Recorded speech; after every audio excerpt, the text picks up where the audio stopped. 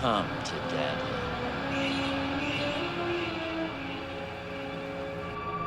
Hello, everybody, and welcome to another episode of I Love This Movie. On today's episode, we are talking about 1987's Hellraiser, written and directed by Clive Barker. It stars Andrew Robinson, Claire Higgins, Ashley Lawrence, and Doug Bradley.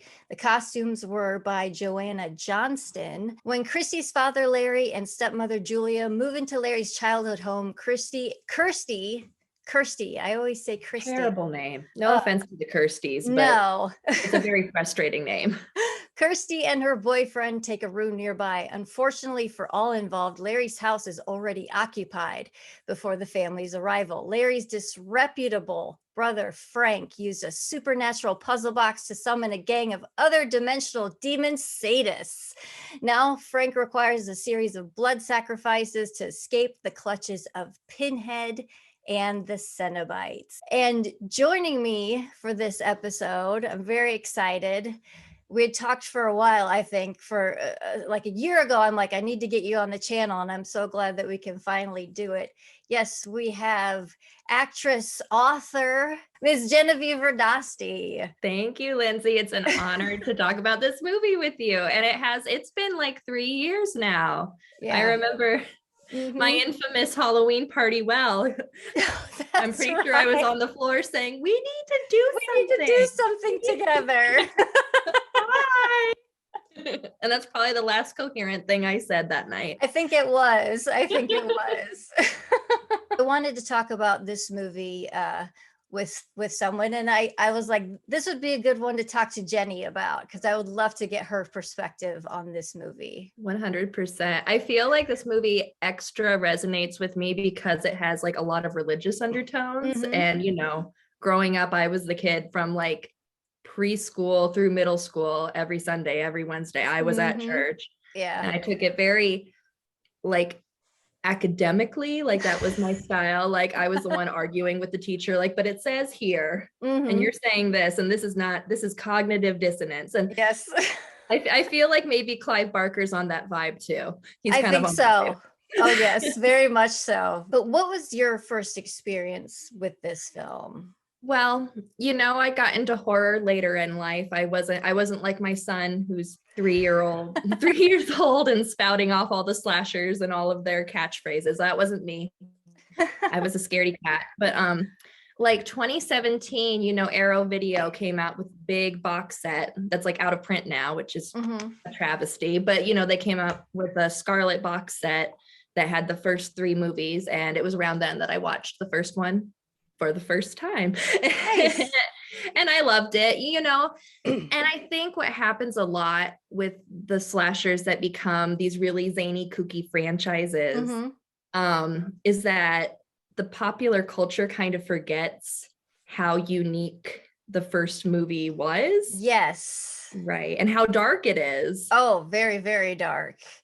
And I think a lot of people, even if they're not familiar, they haven't watched these films, they know who Pinhead is. That's a, excuse me, recognizable figure, horror icon. But the Cenobites are not a big part of the first movie. Right. I think I Googled it today and it was something like 8 minutes. Yeah, they're not in the movie that much. And I was like, and that really speaks to how powerful the makeup, and I really liked that you mentioned the costume designer's name, because you really want to get in there and look at the details. There's so much going on. Much going on. Clive Barker sent them descriptors and things about, they need to be a butcher and all this kind of stuff. And he used this descriptor that I really loved, that I thought fit very well, which is repulsive glamour. Yeah. I love it. Yeah, it's just a testament to the impact that the Cenobites had. Just only 8 minutes of screen time, but they've become the franchise. Right. And like repulsive glamour, you see that everywhere now with like alternative drag and stuff. Like I was just talking to a friend when I brought up Hellraiser. He said, "Oh, like Gottmik in RuPaul's Drag Race." I was like, "Yes, Gottmik." Just glamorous Pinhead, but it's still there's something about Pinhead at his essence that is still off-putting, you know, Yes. because you see beautiful silhouette, pear-shaped, cinched, gorgeous, nails in your head. Yeah, yeah, there's no getting around that. Like I said before in the synopsis, our characters, we've got Larry and Julia, who are married. And then we have Kirsty, who's Larry's daughter from a previous marriage. The mother passed away, I guess. And they're moving back to England. I mean, they change it with some of the dubbing in the film. Yes. A little poorly, but it's obviously England. We can make it work here.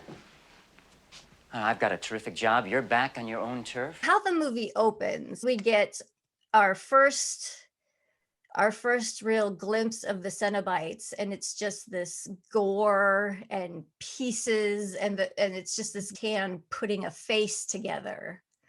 Right. So suggestive, you know. It isn't until later when Frank recounts the story that he starts like filling in those details for the viewer, because it's just all left up to your imagination. And that's my favorite kind of horror, when they let you fill in the blanks yourself. Oh yes. And that I really like that they put that up there, and it was still a little mysterious, but it showed us what the Cenobites do. Right, what they're capable of, so that through the whole movie they're like this ticking clock. It's like, when are they going to show up? Because when they do, good things are not going to happen. Right. But they do that and It Follows too, where yes, right away they're like, this is what it'll do to you. Yeah. And so the whole movie you're like, I don't want to see that again. And of course, it's Hellraiser. You see it again. but kudos to that girl in It Follows for keeping your heels on the whole time.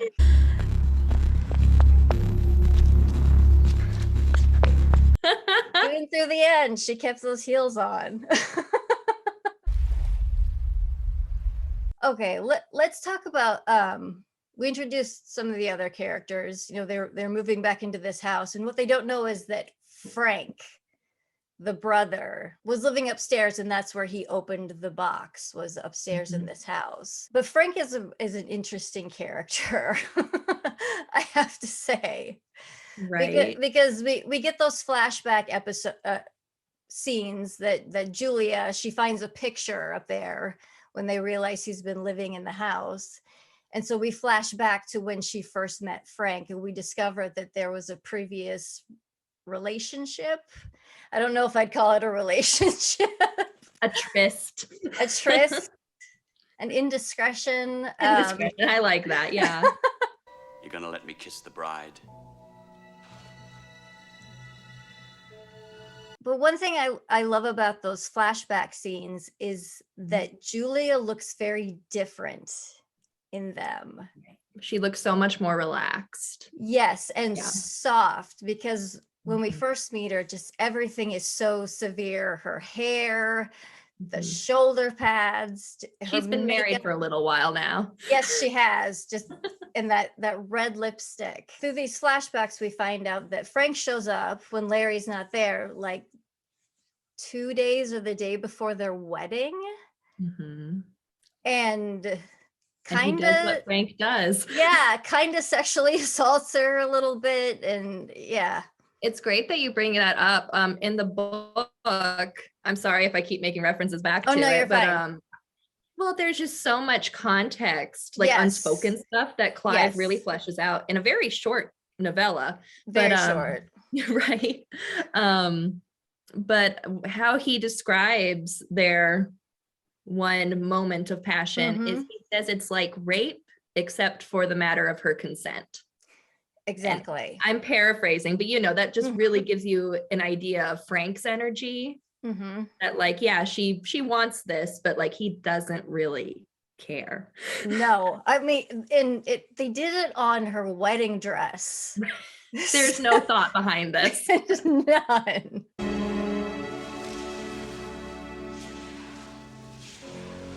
Which of course is what she likes, you know. It's what she likes, you know. It is what it is. You don't want to kink shame. let's talk about her husband, Larry, and how they set him up to be kind of the antithesis of Mhm. Frank, everything that she doesn't want. Mhm. Caring. Caring, a little needy to her. To her, he's a bit of a putz, just not exciting at all for her. Well, this is it. The old homestead. I think it's so interesting. Like, it's kind of, it feels like he could be replaced with any of the men that she meets at the bar, really. Mm-hmm. You know, he just doesn't do it for her.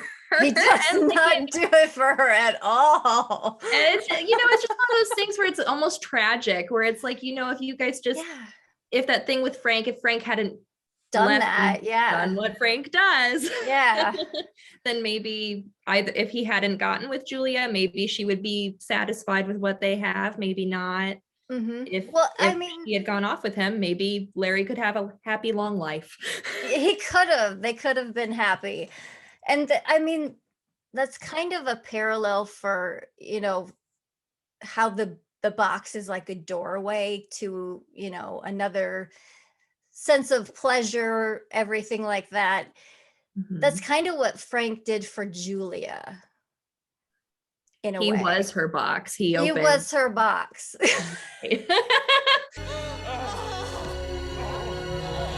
If you know what we mean, but Yes, yes, you can make those connections on your own. there we go. But yeah, like he just really opened up that world because she went from like boring house fro to, Yes. oh wait, I like it rough. Like, what am I doing? Yes, what's I made so happening? many mistakes. Whereas he went, like, the way I think of it is that like he went from like where someone who's having a midlife crisis might be at, he went from there to there's nowhere to go from here. Yeah. Like, I'm already living the high life or the low life. And Yeah. I have to open the literal puzzle box. I thought I'd gone to the limits. I hadn't. The Cenobites gave me an experience beyond the limits. What's your pleasure? Nothing here on earth. Exactly. Yeah. Kirsty, she's the daughter, and her and Julia have a very icy relationship. There's a lot of tension there because Julia is a very icy person. But Kirsty, she doesn't live with them. She's got an apartment nearby because I think she doesn't want to live in a house with Julia. And even like their looks, even though they're so like distinctly 80s, like Kirsty looks like someone out of like an 80s rom-com.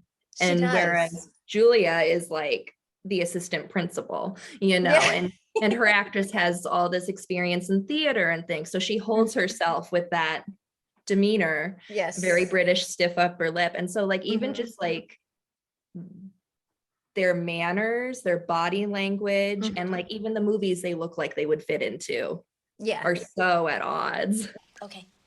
Okay, stop. I'm not gonna be able to stand up. So lie down.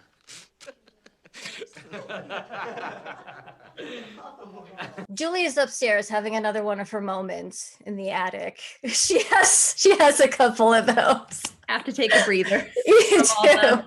All the affection and ability. And Larry comes upstairs because he's cut his hand, and this again shows that he's kind of a wimp. He's like, I can't even look at the blood. I'm gonna faint. And I mean, that was a big cut. That I still kind of cringe every time they show that nail dragging across his hand. Because that's so real. Little things like that are always what do the most damage. But they do a good job in this movie of showing like ripping and tearing flesh. It's very effective, very, very effective. So he's bleeding all over the attic and they leave. Well, the blood starts seeping in and we get this rebirth scene. So slimy. So gross. So much KY jelly. It makes so much sense because again, in the book, in the book, it says here, But the reason Frank still has a connection with that room isn't just because he got carried away in that room, but because, pardon my language, I guess, but he came before the Cenobites carried him away. And so it's literally jizz that connecting him to the room. So when I watched that transformation this time, I was like, you're thinking so many things. That's so many things. Yeah, it really the KY jelly look really took it to a different level for me this time. My God.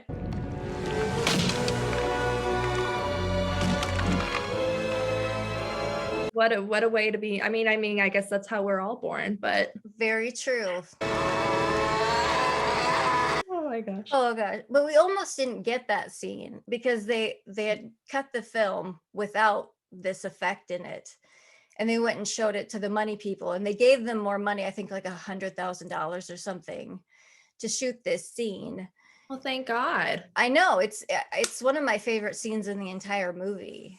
It's so effective, and because you just get this slow, like the heart filling up and starting to beat again, and we get the spine jamming into the brain. It's so cool.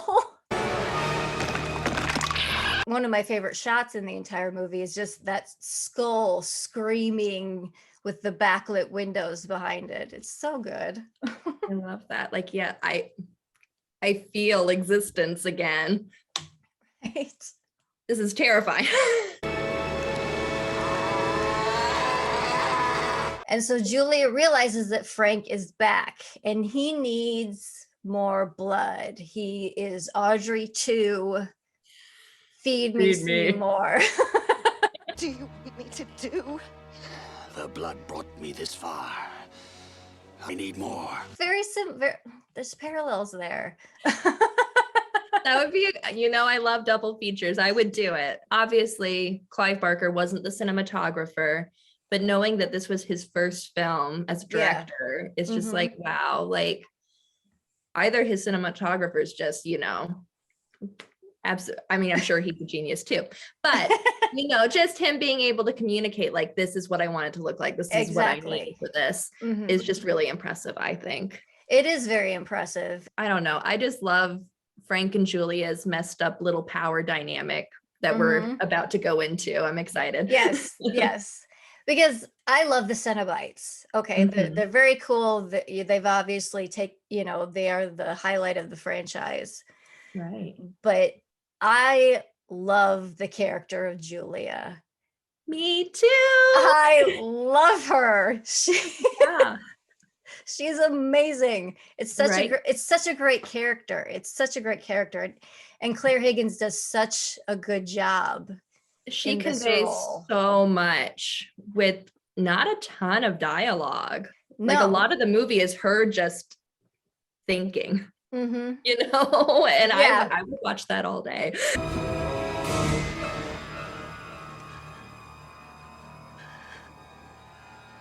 Leading up to this, I was like, is she the villain of this movie? And then by the end, I was like, no, she's the anti-hero.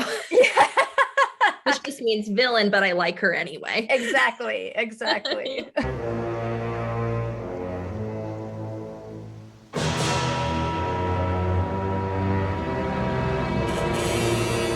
So Julia starts going on these excursions to a bar to try to pick a dude up to bring back to sacrifice to Frank. And these are some of my favorite scenes. She's got those sunglasses and just her shoulder pads like get bigger every time.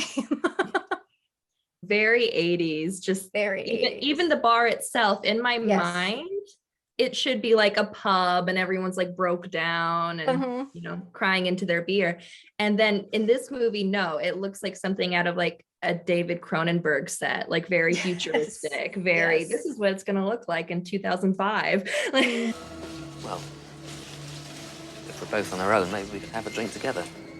These guys that she brings back, they very much fit a type. They're like this middle-aged schlubby businessman that is just desperate enough to go to a strange woman's house and have sex with her in a creepy attic. We don't need a bed, do we? No, I suppose not. The first guy where they go through all the motions with him on screen. Yeah. And she's like, well, why not the floor? And I would take one look at that floor and be like, no, I mean, you can, but I saw a couch back in the entryway. Can we go Yeah. This is where the movie turns into a serial killer film, essentially. It's a slasher movie right in the middle of it. It's a tonal shift for sure. When we touched on it earlier about these shots of Julia just sitting there thinking, the more we go on with each murder, the more she's starting to like it.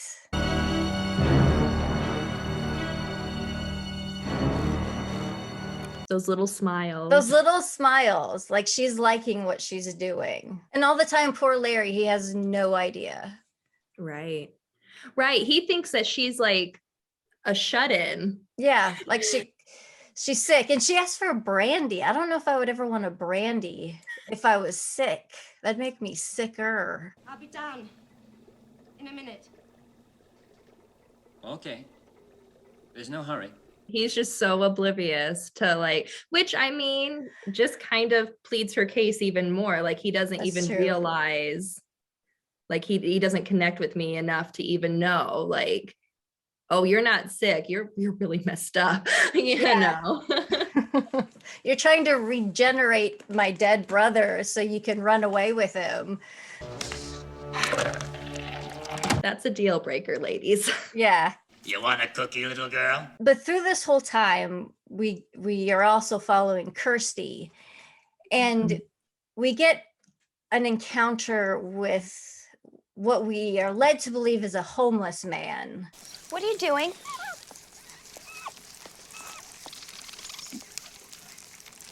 And he has the biggest blue eyes. That literally, that went through my mind watching it. This time I was like, wow, he's really beautiful. Yeah. Underneath all the grime. Just needs a haircut. And he just keeps staring at her and just fistfuls of crickets over and over again. And then I love her reaction is give those back. But she's getting this vibe that something weird is going on. She's having nightmares, which her nightmares are so creepy. So creepy. Creepy and gorgeous at the same time. I mean, just she's dreaming the movie, it very much fits in with it. I was dreaming. Daddy. So she knows something's going on. Right. So, and she's very suspicious of Julia because she can see that Julia is being even more weird than she usually is. I can't remember why she goes to the house, but she stumbles into the attic and discovers Frank, and they have this confrontation, which is so creepy. Don't touch me, or so help me! What do you do? What can you do? Frank did what Frank does again. Yeah. Like he does not have an off switch, even after like I don't know how long he's in hell for, but like after probably like a year or two at least of torture, he's still like, I'm back. I'll hit on my niece. Like, what are you doing? What are you doing? I will force myself upon my niece. Like, dude. Yeah. You've grown. You're beautiful. So they have this confrontation, and she grabs the puzzle box, which has been sitting up in the attic, and she realizes that it's something important to him because he freaks the fuck out when she grabs it because he knows what it can do. Right. He backs off. He does. He backs off. And nothing makes Frank back off. No. And so she throws it out the window and runs out and grabs it. But then she wakes up in the hospital and they give her the box. And they act very strange about it too. Yes, they do. It feels like, okay, like I know this is just a vibe I'm picking up, but it feels like they know something. Yeah. Even though I'm like, okay, but like there's nothing else pointing to the fact that you might, but And I wonder if that was like a direction they were given. What about this? Ring any bells? You were hanging on to it like grim death. They're super weird. Right. They're acting very odd about her. And so she finally starts looking at the puzzle box, and in fucking around with it, she accidentally opens it.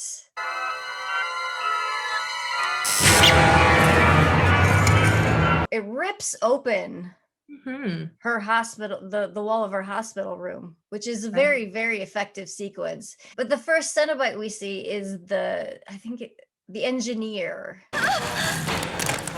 I like Googled it after this because I was like, what is the worm thing in hell in Hellraiser? Like, what is it? You know, because in my head, I was like, oh, it's just like the Guardian from like, wait, there's not a Cenobite with you. You shouldn't be here. Get back out of here. I'm watching this movie and I'm thinking to myself, I really love how this doesn't feel the need to explain itself. You know, like if it wants to be a demonic engineer worm stinger thing, that's fine. And I love that for me and for it. Like I enjoy that.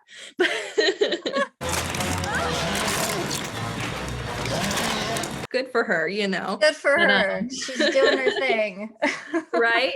But apparently there's like all of these comics that just like go super deep into the mythology and stuff. And I'm not sure if I like that. I'm not sure if I will ever read them because of that, because I kind of like the mystery. Oh no, I think whatever you can make up in your head is right. Fucked up enough.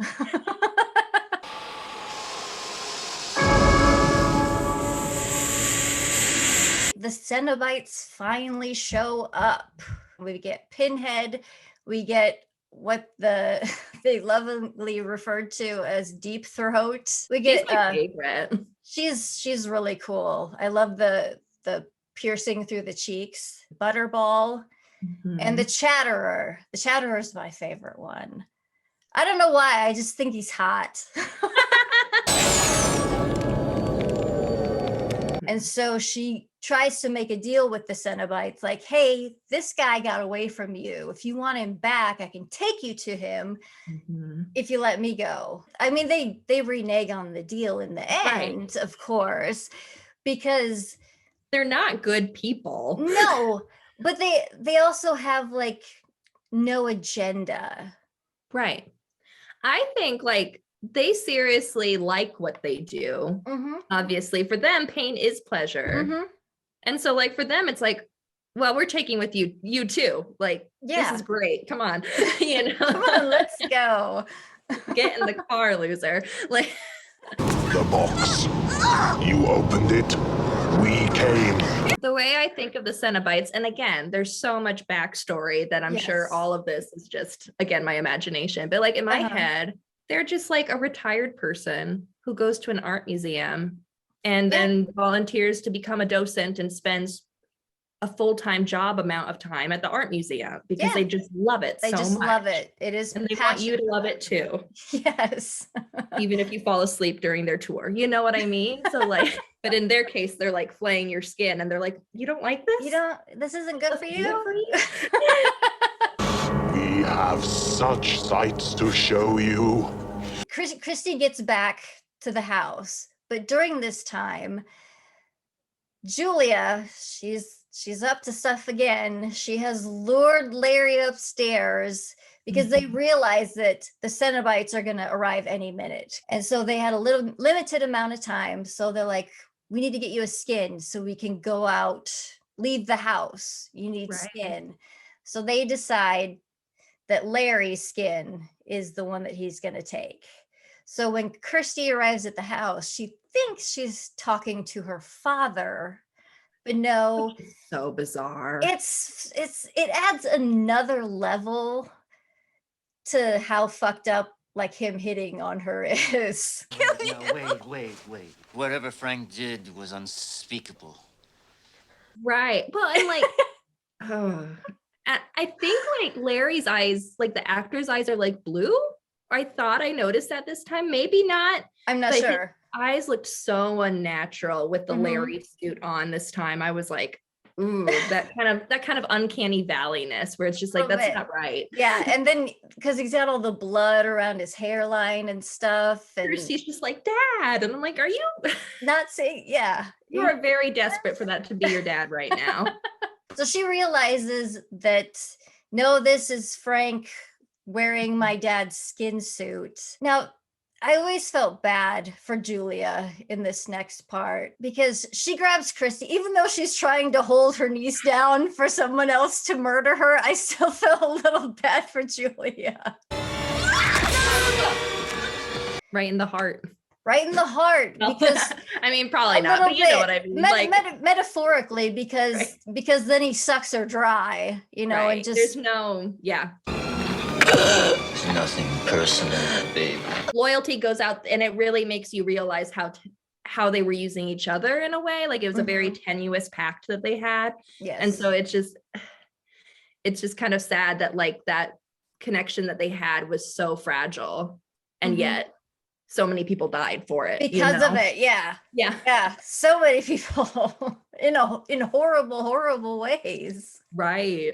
Getting hit in the head with a claw hammer and then sucked dry by some meat monster. That'd probably be the worst part. I feel Yeah. like getting hit with a hammer from a woman you took home from a bar that you just met. Like it's kind of like, well, I knew that was an option, you know, but you don't expect the blood and muscle monster.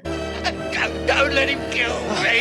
The Cenobites are around. Things are starting to happen. You know, the lights are a little flickery. Things are starting to change. And Frank confesses who he is. I remember watching this part for the first time with all the hooks coming out of everywhere and going into everywhere. I couldn't watch that whole scene like the first several times that I watched this movie. I guess I should have asked you the question back earlier. When did you first watch Hellraiser? Oh yeah, we didn't go into that, did we? I want to know.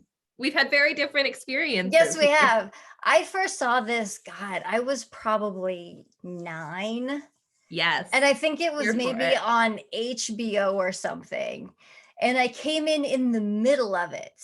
Okay. So I didn't get a lot of context. I just knew there was this crazy lady murdering people and feeding them to something, and then these like BDSM demons show up.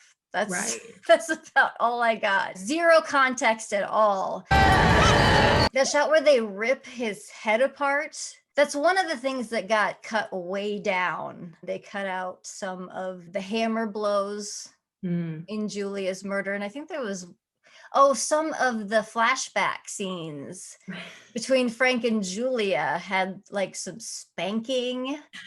Can't have that. Can't have spanking, no. The hooks, whatever. That's fine. Violence and gore, sure. Sex, nah. No touching butts. No. Come out, wherever you are. And that's another thing I wanted to ask your opinion on. Right. What sets this horror movie apart from some other like huge horror franchise original films? Right. And villains, because we've got Freddy, we've got Jason, and even when they were developing the character of Pinhead with Doug Bradley, they either wanted him to be like funnier like Freddy, right, or not say anything like Jason. Right. They're like, we have these things that work. We have these things that work. Pick one. And so I think that's one thing that sets it apart, is that Pinhead is like this very elegant type of there's more intelligence there, I guess, or intellectualism within the character. Definitely. It's not just like he has reasons for what he's doing that aren't just anger, revenge, or in the case of Michael Myers, the evil that's supposedly died last year. But yes. Evil dies tonight! And yet it's still coming back. It's still coming back.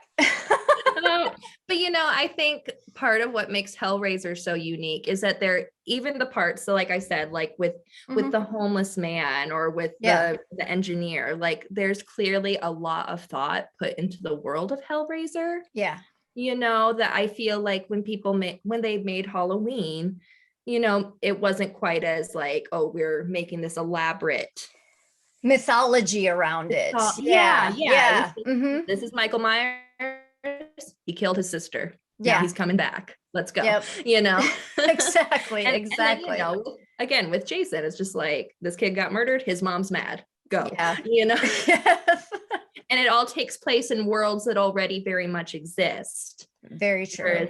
Whereas Hellraiser has a supernatural element, well, religious, supernatural, whatever you want, cosmic. Other dimensional type of thing going on. Yeah. And so I think that really makes it a lot different. And just that, like we talked, like with the Cenobites kind of code of conduct thing going on, it isn't just slashing for them, No. it isn't until, from what I've read, it isn't until like later movies that it gets a bit more like we want to kill you. We'll tear your soul apart. It's like a horror movie inside of a horror movie, because we have this whole plot with Julia luring men to their death, and then we get the shell of the Cenobites and where they're from and their purpose and what they're doing. Yeah, definitely. There are these like parallel stories. And like with Julia, she has kind of this weird love triangle love story. Yes. That's its own thing. And then, like you said, you have the serial killers, and then you have whatever's going on in the other dimensions. And on top of it all, you have Kirsty as like a final girl, bringing some of that 80s realness to it. Yes. And so it really is kind of a mashup of all these different genres, which kind of makes sense, like in the context of like Clive Barker's career, just because he was such a like multidisciplinarian. Like he just did so much, so That's he did true. like, he's done theater, novels, movies, art, paint, art, all that stuff. We talked about the novel. We referenced it several times throughout our discussion. Apologies. Sorry. But it's a quick read. It really is. It's online. You can find it on several websites, and it's a very quick read, and it lends a lot more context to some of the things going on. And I mean, not that the movie lacked context, but there's some really interesting details that are in the novel that don't come out in the movie as much. And I'm gonna give it some little product placement. There you go. Hellbound Heart. There you go. And that was what the movie was going to be called, but they thought people would think it was like some weird romance, which it kind of is. Right. Like that's too accurate. People won't come see it if they think it's that. They need to think it's a slasher. Yes. Well, yeah, because the VHS cover, is Doug Bradley holding the box. That's such a striking, it's one of my favorite VHS covers. So they called it Hellraiser. And I love what the women on the team that was working on this, I love the title that they came up with. And it was What a Woman Would Do for a Good Fuck.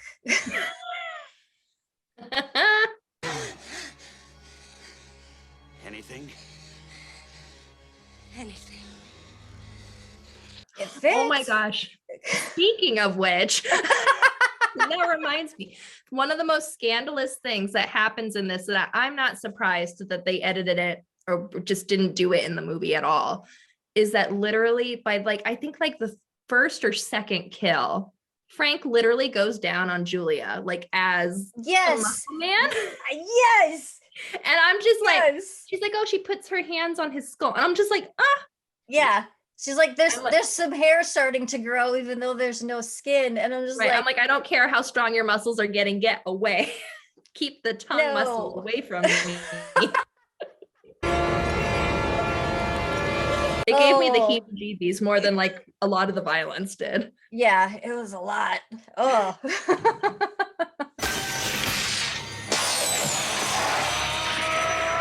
Well, thank you so much for joining us on this episode of I Love This Movie, where we talked about 1987's Hellraiser, Clive Barker's Hellraiser. And thank you so much to our guests. I'm glad that we could finally do this. But again, thank you so much for being on here.